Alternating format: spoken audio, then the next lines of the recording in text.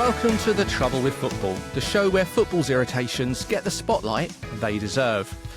Each week, I sit down with a fellow fan or football voice to talk about the things that really annoy them about the game. This week, my guest with a gripe is Jay Motty. Now, Jay is a football commentator, journalist and an Alcohol Change UK ambassador.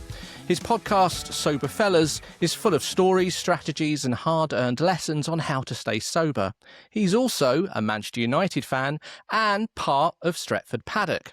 Now, initially, starting as a video and audio platform primarily covering things like match reactions and transfer rumours, Stratford Paddock has since expanded into multiple daily uploads, tactical breakdowns, Q&As, flagship podcasts as well, like The Brew and Off the Bar, and Paddock podcast.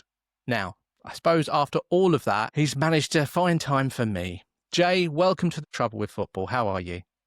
I'm good, man. What an intro. You've certainly done your own work there. You reminded me of certain things I forgot. Oh, yeah, I do know that. Yeah. Oh, that's a good point now. Yeah, I forgot about that. Yeah. So that was impressive. No, it's good to chat to you, Neil. You reached out a little while ago and about what you're doing. And it's always good to see someone who's joining the space and doing something a little bit different and having those conversations that I think are important. So it's great to get together. Thank you, mate. Much appreciated. Let me start in the main topic that we always tend to fall on, first of all, which is football, obviously.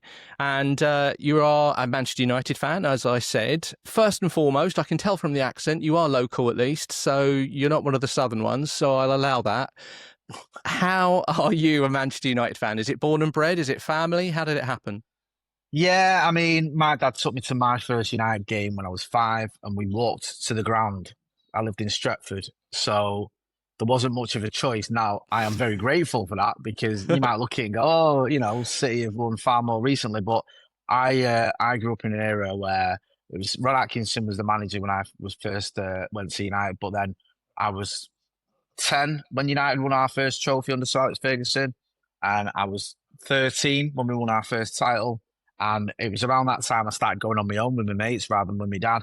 And for the next 20 years, I obviously saw untold, which is, 13 Premier League titles and 2 Champions Leagues and all the rest of it. So I've been very lucky and even more lucky in the fact that, you mentioned there about Cockney Reds. And look, I run a fan channel where one of the reasons we know Manchester United is such a big club and, such a great club is because we've got a global fan base, whether that's from Manchester, London, wherever. But I've been very lucky that I'm in a position where I've been able to go to games. I've been able to live near the ground. I've always been able to sort of go and see Manchester United in the flesh when I know a lot of Reds can't do that.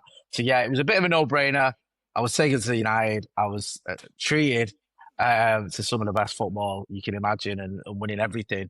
And now the last sort of 13 years has been a little bit different. But even in the banter era, as the kids say, I've still seen Manchester United win European trophy. I've still seen us beat City in a cup final. We've seen us, have many highs and a few lows, to be fair. So we've won a few trophies along the way. It's post Alex Ferguson. I'm just hoping now we've got some, getting ahead of myself, Michael Carrick in, and he's had a good start so far. But who knows, maybe the glory days will return. I keep saying that. I've been saying that since 2013, but you never know. Maybe this time it'll happen. You never know. That's the hope, isn't it? It's the hope that kills you. That's the football fan Bible, isn't it, really? I mentioned Stratford Paddock as well and Soberfellas. Let's talk about Stratford Paddock for a minute. It's a big deal. I mean, it's quite a big thing now. And you were, it started around sort of 2019-20, I think. But before that, there was a channel there as well and a different sort of name and things. How did that all come about for you personally and how did you get involved?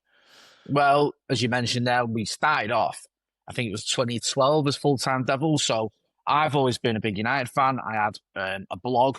You can remember blogs. It's almost like a thing unfortunately, now, I can remember them. Yeah, blogs. What are those? Are they like vlogs that don't move, that don't have a video? Yeah, kids, ask your parents. Yeah. So I used to a blog, and I had a half decent following on socials. I went to a lot of games. And someone reached out from, it was Fremantle Media, I think, at the time, who were starting a fan channel. And this was back before fan channels were even a thing. So this is one of the very first fan channels. And they were like, we're going to do this thing called a fan channel where United fans will chat to each other and we'd like to invite you to come on. And it was via Skype. Again, old school. Now it's all Zoom, but it was Skype. And you're going to be chatting with other United fans, and we'd love it if you get involved, do like a screen test. And they encouraged us to argue. They said, if you don't agree with someone, just argue. I don't need to ask him twice to have an argument, especially about football, about United. So I was straight in there. There was no, airs and graces of being all polite. I was like, I don't agree with that, or whatever. So like that. And they said, oh, we'd love to have you on more. Now, the issue I had at the time was I was a local reporter for radio. So I covered news. It wasn't sport. It was news and sport. But I used to cover United and City. So my boss wasn't great, mad keen on me being on camera, slagging off City or, sometimes I'd even cover Liverpool. So he was a bit like, can you tone it down a bit? So I used to go on sort of sporadically and give my views as a United fan. And then in 2018, around 2018, I was asked to go on there full time as a job. Would you come and be like the content manager for us? And at the time, I thought, you know what, I've worked in radio for 10 years now, I think it was. The money wasn't great. The hours were long, quite harrowing at times, doing news stories all the time because you're dealing with a lot of crime, you're dealing with a lot of bad, horrible stories sometimes. Not all the time, but sometimes. And it felt like a nice time and a good time to move. So I went to full-time doubles as like content producer, content manager. And then during lockdown in 2020, me, Adam McCall, Stephen Howson and Joe Smith, who've been involved in the channel, decided to try and buy it. By this time, Social Chain owned it. So we bought it off Social Chain. We rebranded it as Stratford Paddock.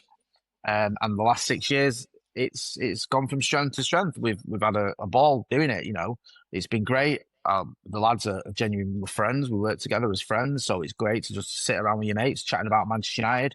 And as I said earlier, we've had some lows. There's no denying that. But we've had some highs as well. And I've experienced some great things. And I feel blessed that, we get the response we do, that quite a lot of people watch us and that people, stop me and say they enjoy what we do and are willing to engage in that debate with us as well. So, yeah, it has been an enjoyable ride. It really has. And there was a time, don't get me wrong, in like 2021, early 2022, 2020, sorry, when we took over, we thought, is this going to work? Are we going to be able to make a sort of a career out of it, if you will? But as I said earlier, it's gone from strength to strength, and we've been fortunate enough to do some amazing things, interview some of my heroes, some legends, go on tour. I think, 4 years running, we've been on tour covering United, seen places like Australia, Thailand, America a few times. So, yeah, very, very fortunate, very lucky. No, look, it's not all luck. It's hard work as well. So congratulations on that. Seriously, it's a hell of a beast of a brand now, and it does its job really, really well. So congratulations. I also wanted to touch, as I mentioned in your introduction, on Soberfellas as well, podcast, which I think is, I think it's just a really important message. And I wanted to just give you the opportunity to talk about that as well, because as I said, it's sort of it's almost just a general sort of open conversation that you have, and you talk about lots of different things, but obviously linked to the concept of sobriety and alcoholism and other addictions as well. And I just wanted you, maybe if you could just talk a little bit about that and how it came about and what it's like now for you. Well, I'm glad you asked about me, and it's one of the reasons I'm happy to chat to you, because, sometimes people just ignore that or don't realise that I do Soberfellas, and don't get me wrong, sometimes I can almost forget because they're so focused on Paddock. And Soberfellas is kind of like a sort of a side hobby, if you will. But what happened there was, around the time we started doing Paddock, a good friend of mine, Dave Scott, is a very talented guy. He's written books. He's just got a new book out on Carolina Hearn. He's a bit of a poet as well. He just messaged me and he said, you should do your own channel. You should do a channel on your own, away from the other stuff you do. Maybe do it on other things other than United. And I said, well, tell you what, I'll do a deal. If you do it with me, we'll do it together. So we started as Scotty and Motty. We started talking about football, about films, about TV, about mental health, about sobriety. And along the way, I'm 11 and a half years sober now. We're almost 12 years sober. Sobriety is a big part of my life. I'm an ambassador, as you mentioned earlier, for Alcohol Change UK. Someone who's been through a lot in terms of my drinking and drug use. Came out the other side, managed to stay sober and stay clean. So I'm all about being open and having those conversations, and not sort of sit here and go, I've got all the answers, because I haven't, but I can have an honest conversation about the places I've been to and where I'm at now. So we do that as a sort of a side thing where we'll have a chat. We've had some great guests on who've come on and spoken about their struggles, their issues, might be with alcohol, with gambling, whatever. And it's just a different platform that we've got, and we're able to talk about, several different issues. And another sort of hat that I wear as well is I do a little bit of work around homelessness. I'm on the board of trustees at a homeless charity in Manchester called the Booth Centre. So we've had guests on from there who talk about the work the Booth Centre does as well. So yeah, it's just a bit of a free for all, to be honest with you, where you can come on, you talk about anything from football, from United to films to sobriety. It's all sorts, but it's good to have that little outlet because I'm quite open on Paddock where I'll talk about those things, but I'm not going to spend a podcast where we're talking about United's new signing and spending half an hour talking about how I don't drink anymore. So it's good to have that different avenue and do, again, working with and recording and broadcasting with a good friend of mine as well, working with your mates. It never feels like work, does it, when it's just you and your mates sat chatting? It's a good watch. It's a good watch. And I think it's something, if anyone's out there just having a few doubts, having a few problems or anything, it's worth just to listen and watch as well. It's on YouTube, Soberfellas. It just helps. I think it just brings the conversation into your living room a little bit, which is quite a nice sort of way of it doing it. So, congratulations on that as well. I wondered, just bring it back to football a little bit, if you don't mind me asking. I was thinking about this earlier and I was wondering, you're the perfect person to ask in some respects. The years that you've mentioned, you're almost 12 years sober. The years now that you've spent watching football sober, what surprised you most about the experience once you removed sort of the alcohol from it and that? The most surprising thing for me is that despite the years I've been sober, Manchester United being far worse than they were when I was drinking, and I mean that, I've enjoyed it far more. Right. Because I've been present for it. I've been able to experience it with my family. I take my kids to the game sometimes. Yeah. Me and my son watching the Liverpool game a few weeks ago, watching United versus Liverpool. We won that game. It was 3-2. Kobe Manu gets the winner. An amazing moment. And I was there for it. And I experienced it with him when we beat City. Michael Carrick's first game, 2-0 there. It was just, a magical moment. I've had other experiences. The FA Cup final when we won. The last 2 FA Cup finals we've won have been sober. And you'd be able to there and enjoy the moment because you go back to 99 when we did the treble. I'm not going to lie to you. I barely remember any of it. I was twisted. I was 19. I was right in the middle of my drinking and druggies. I 08 again. Not quite the same 08 because it's a little bit different, but around that time where, you're having these great results, you're winning these trophies, you're going through this glorious period, and yet you're missing games. You barely remember them. You're not really there for a lot of it. I've slept through games. I've gone to games and slept through them. Not watched them. We've all been there. I think anyone who's watched football, where you miss the entire game because you're too out of it. So it has been more enjoyable, even though I haven't watched us win trebles and Champions Leagues and even league titles since I've been sober. I've been able to be there. I've been able to enjoy the good moments a lot more than I could when I was drinking and taking drugs. Where I've had it. I remember when the last time United won the league, I think it was in 2013. And I remember sort of being at games.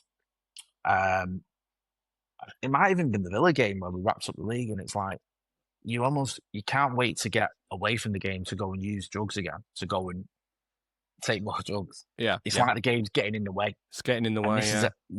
And this is a time when we're winning titles, and I'm watching Robin van Persie scoring loads of great goals and Wayne Rooney and all the rest of it, and I'm sort of, part of me is thinking, I'm loving this to me. I'm part thinking, when can I go and have another line, or when can I go and get a bit more? And that's the insanity of it. Whereas now it's like, look, I'm here, I'm there, I'm enjoying it.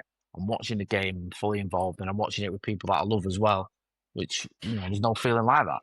That's fantastic. That's really good. And congratulations on almost 12 years as well. Well done. Thank you. Appreciate it. Okay, so I suppose I should move over to the actual name of this bloody show. Otherwise, we'll never get it done. I would like to hand over to you, if that's okay, Jay, for a minute, and ask you one simple question. Jay Motty, what's the trouble with football? Well, you mentioned there about Soberfellas, about the work I've done around addiction, about the fact I'm an addict. And I think when it comes to addiction and football, it can almost go hand in hand, and I've got experience of that. The sort of the drug and drink culture in football was so predominant for so many years, and it was something that I tapped into. And I mentioned earlier about football almost becoming secondary, where I could go to a game and the game I didn't even care about. I wasn't even watching it at the time, where I could be so concerned with getting out of my head and taking drugs and drinking that it just sort of helped to sort of feed into that addiction. And it's mad because you think about it, if you were to say, I'm going to go to I don't know, Spain on a Tuesday till Thursday on a random, trip in the middle of September and take loads of drugs and drink, people would go, what? What are you doing? Now, if I say to you, I've got a Barca away in the Champions League, people go, oh, yeah, of course. Why not? Yeah. You're United fan, why wouldn't you do that? Or Madrid or whatever. So it kind of feeds that. It makes it easier for you to just get into that cycle. And I think that's one of the biggest problems you've got with addiction and with football is because as a fan, a lot of the time it can encourage it and it can exacerbate it. And also you've got to remember that there's the drinking element, of course, has always been there with football. And whether that's through sponsorship, whether it's through just going to the games and the drink is obviously there and it's a big part of fan culture, if you will. And for me, what happened with addiction, with drinking, was it would always go hand in hand with drugs. Now, there's another element as well with football and addiction, if we can just cover it all, if that's okay. And that's the gambling element. Now, I've never had a problem with gambling. We've got gambling sponsors on the podcast. Gambling, I have a little flutter now and again on an accumulator, but I know that for some people that is an issue. And there's a big discussion going on at the minute about gambling being promoted in football. Is it too far? Are we taking it too far? Are we encouraging too many people to gamble? Not just about football, but we're advertising it through football, aren't we? Well, I think that's the thing, isn't it? When you look at most football teams now, particularly if you just take the Premier League, even the majority of football clubs now, somewhere along their sponsorship deals, whether it be front of shirts, sleeves, training kits, there's usually some sort of sponsorship money from either alcohol or gambling companies, etc. So, do you think? So, let me start with this question then. So, do you think there's a contradiction in the sort of the sport promoting these industries whilst also talking about like mental health and well-being and things?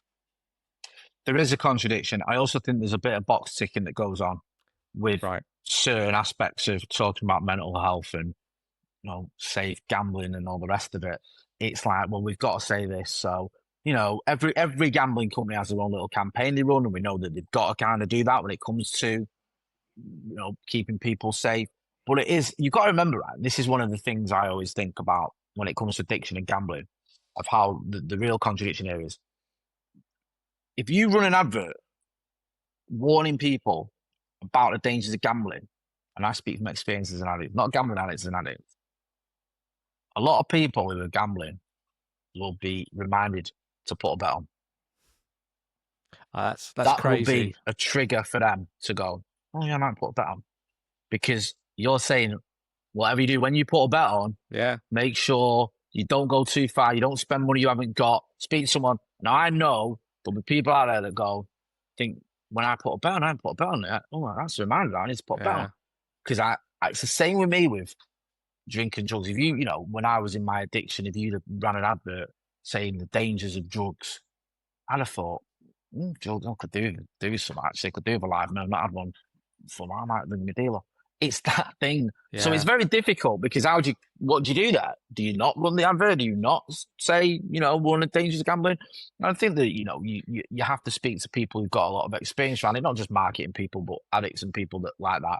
And I think it is a bit of a double-edged sword. And look, I get it. I get that gambling's a big part of it. Like I say, there's a level of hypocrisy from me because I like a bet on the accumulator. And I think that sometimes what they're trying to do is, we're going to sort of roll back on the sponsorship, we'll roll back on this. It does feel a little bit performative. Some of the things they do to try and, safeguard people feels a little bit pointless and a little bit sort of like, we've got to do this. And then we can say, hey, we, advocate safe gambling. I think that you're on a bit of a hiding to nothing. As long as you've got gambling involved in football, people are going to have a bet. And I think that's the problem. It's like having alcohol in the grounds. As long as you've got alcohol there, if someone's got a drinking problem, they're going to have a drink. They just are. And I don't necessarily, I'm not saying you should ban it all or whatever, but I don't know is the honest answer. No, that's fair. That's fair. Okay, let me ask you another question then. So rather than in the stands, what about on the pitch, the players themselves? There's a long-standing connection with football players and addictions, right? We've heard a lot of former players talk about, whether it be gambling or alcohol, even more recently, painkiller addictions as well, especially after retirement. Do you think football generally still struggles to properly support players? especially once they've retired, once the spotlight sort of fades. Like, how much responsibility should clubs and football authorities have with players that are retired?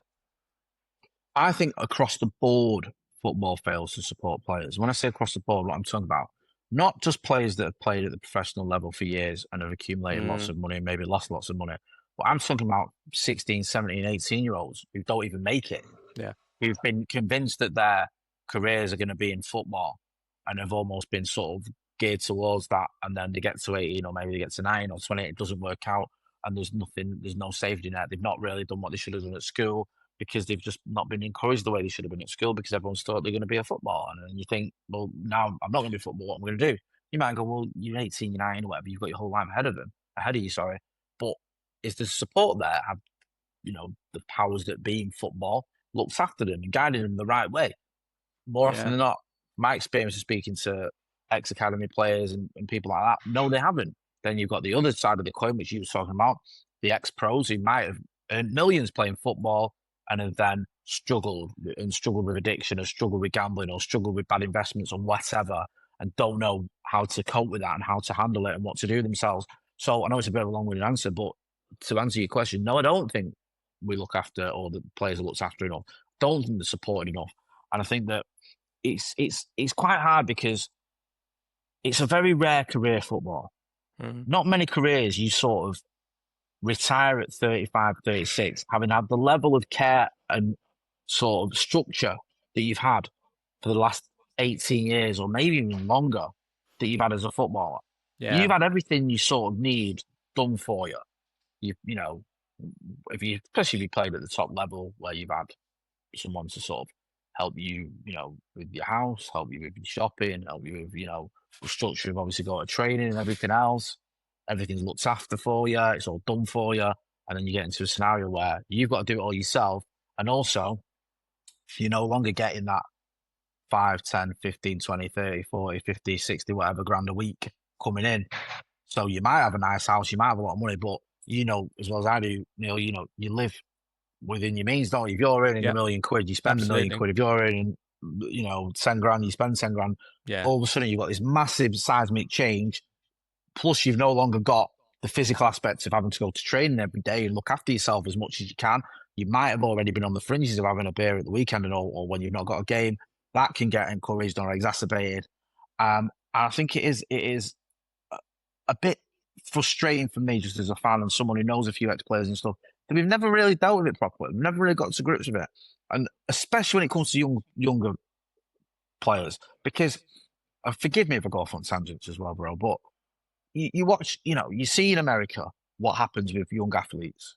Yeah. They have to get grades. It's like Coach Carr kind of thing. If you're not getting the grades, you're not in the team, you're not going to go to college as a basketball player or whatever. You're not going to have a career in the NBA or whatever. Yeah. That isn't going to happen unless you're hitting these marks and you've got a career almost to fall back on.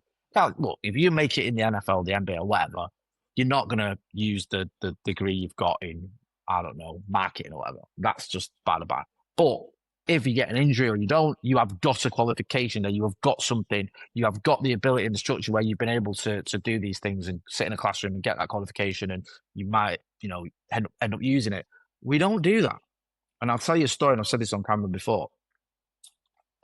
I was a reporter. I was a freelance reporter, and I was just before I went to full time, and we just had, I think, our second child, and I was debating on whether I wanted to be a reporter at the time. And we had a radio advert that ran on our channel, on our radio station, about being a teacher.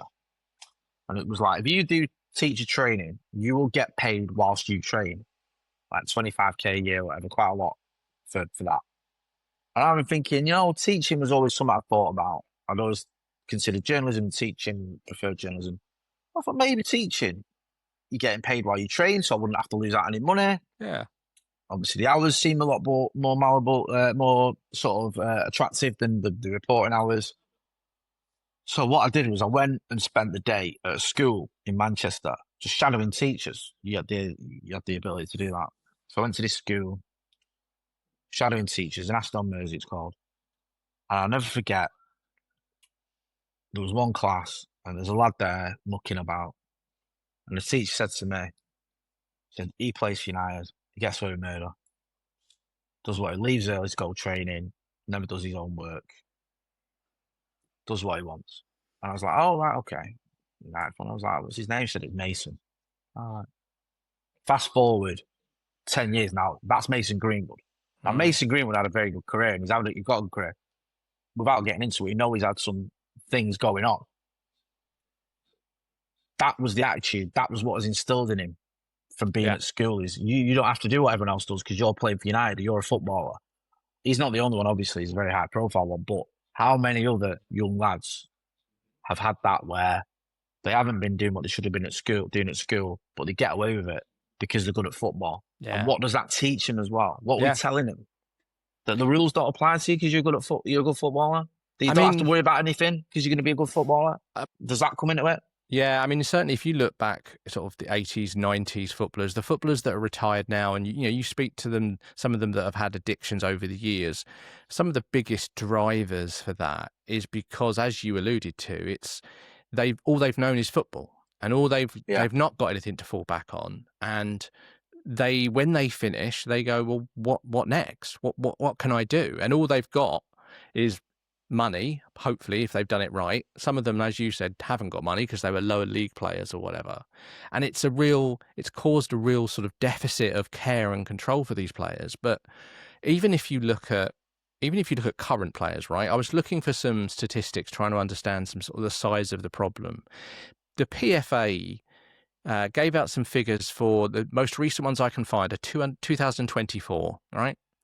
And they stated that 530 footballers under the PFA, so 530 footballers, were being treated for addiction to either drugs, alcohol, or gambling, or other mental health issues at that point. So in 2024, they also said that in that previous season, 80 professional players sought therapy for problems with either illicit substances, such as like cocaine or nitrous oxide's a new one, the laughing gas concept as well, sleeping pills, or the classic booze as well.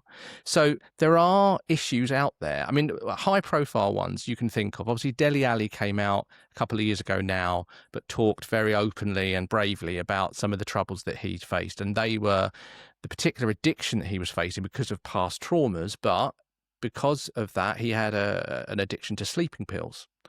And Christian Norgard as well, who used to play for Brentford. He's currently at Arsenal, I think, at the moment. He feared at one point that he was becoming addicted to sleeping pills because of the nature of the football as well. You train, you have to rest, you have to get up for the next day or go for a game or whatever it might be, or come down after the game that you've just played, get your rest.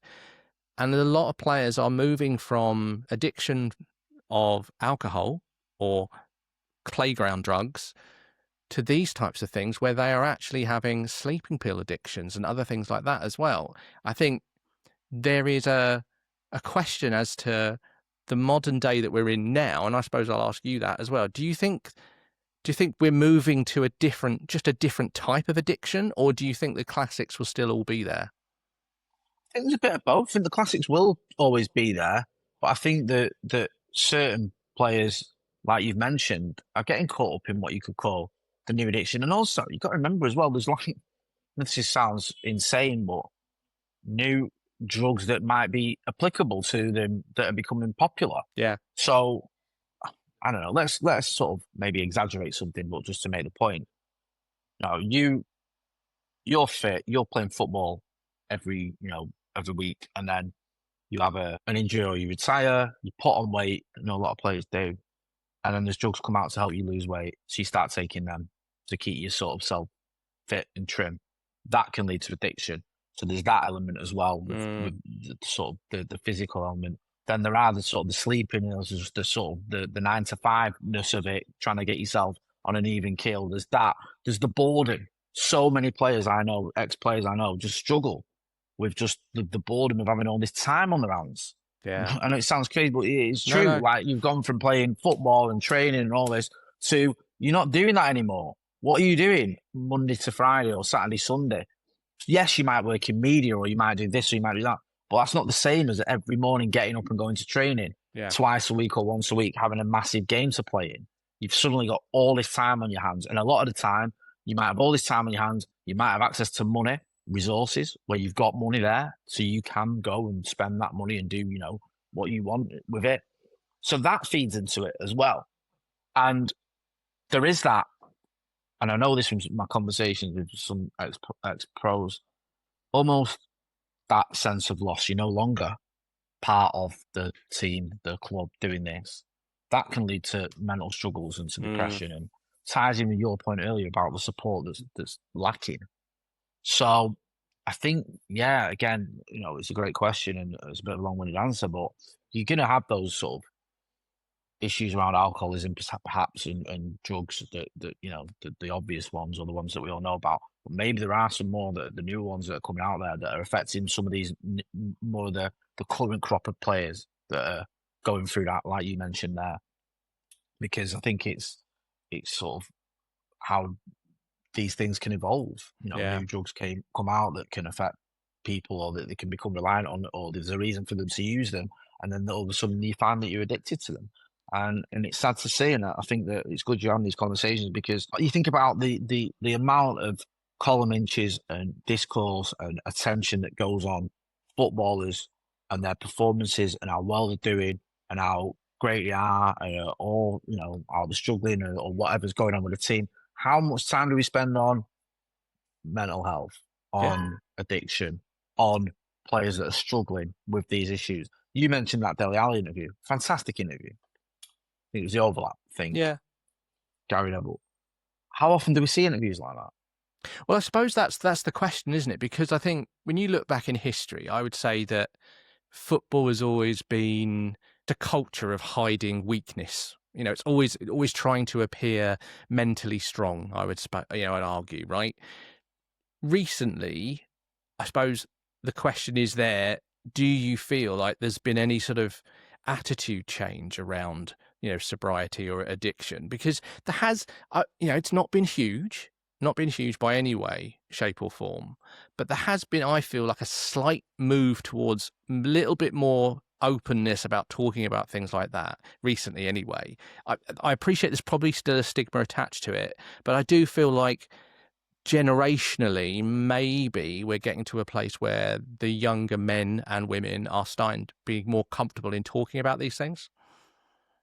Definitely. It's one of those where you could apply it to so many different areas, racism or whatever, where we've made steps, we're moving in the right direction, but there's a lot more work to be done. Now, I think it's good that we can have these conversations, and that more players and ex-players are willing to have these conversations and say, I'm struggling, this is going on for me, and that people are acknowledging that. The sad part of this, again, and I'll keep going back to social media, but is you will get people on social media that use that as a stick to beat certain players with, to criticise, to make it more difficult for players to feel comfortable in admitting when they are struggling. So I do think overall we are moving in the right direction, but we've just got to navigate it in a certain way. And I think one of the best ways you can do that is not just speaking out and people being honest, because that's not always easy, but that helps. But also people sticking up for them and saying, they're not just when you're the same, that's someone from your club, but saying, look, it's great that Dele Alli or whoever has come out and said they're struggling. We need to show a bit more support, a bit more love, almost attach the stigma away from the people that are speaking up and being open, honest, and put it, if you had to, on the people that are criticising them and trolling them, and make them feel uncomfortable and make them feel like, hang on a minute, you know what, we're not going to go along with that. That's not okay. If someone's being honest and open and vulnerable and saying what they're going through, then trolling them and giving them grief isn't all right, and you shouldn't be, sort of lauded for it. You should be criticised for having that attitude, because that's what kind of happened and what we saw with racism. I saw that in the ground, where you go to the ground and people will be less emboldened to be racist, because yes, attitudes change. I'm not saying they don't, but also the ones that would get other fans saying, you need to shut your mouth. Yeah. Or get out of it. Yeah. And that sort of made it, for want of a better expression, socially unacceptable to go to the game and be, I'm not saying racism's gone, it hasn't, but you get my point. It's not like it was. No, I mean, I agree. I think it's on all of us, whether it be football authorities, whether it be football clubs, football players, football fans, and just the general people in this planet that we call Earth, right? It is on all of us to have these conversations with each other and be aware enough to be able to say to people that standing next to you, especially when you go to football matches, it's a difficult thing to do, I appreciate. But when you are standing with these people, especially when you've got a season ticket and you're seeing them every other Saturday or whenever, never a Saturday for some teams, but you know what I mean. No. And Yeah. you're talking to them every week, and every so often you just think to yourself, is she all right? Is there something here I need to talk to this person about? And sometimes just having the slight moment just to stop for a second and go, are you okay? Will make a big bit of difference Yeah. to someone's life. There was the Norwich City advert, if you saw that one, which was quite moving and powerful, Yeah. about the Yeah. two lads at the game, and everyone was Yeah. like, wow, well, that's a really, impressive way of getting that point across that you made there, the exact point you made. People you might see every week, and you might, we all do it. How's it going? Yeah, good, man. It's all good. Is it, though? Do you know what I mean? Is it? Yeah. Yeah. How are Exactly. you? Yeah, I'm all right, man. Yeah, I'm good. Like, there's a lad I know who does a podcast around that, like, You Good, Bro, it's called. And it's around that sort of idea of when you chat to each other, lads, how's it going? Yeah, you good, bro? Yeah, I'm all right. Not everyone is, and having those conversations. So yeah, it's yeah, you spot on. Jay, thank you so much for taking the time out of your very busy schedule to have a chat with me. I really appreciated it, and it's been really useful. Thank you.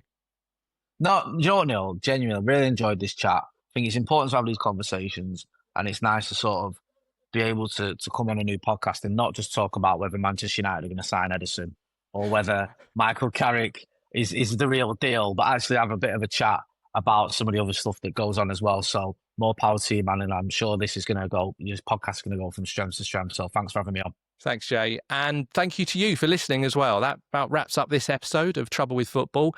Just remember one final thing, that in football, it's the annoyances that keep us talking. Join us next time for more chat about Trouble with Football.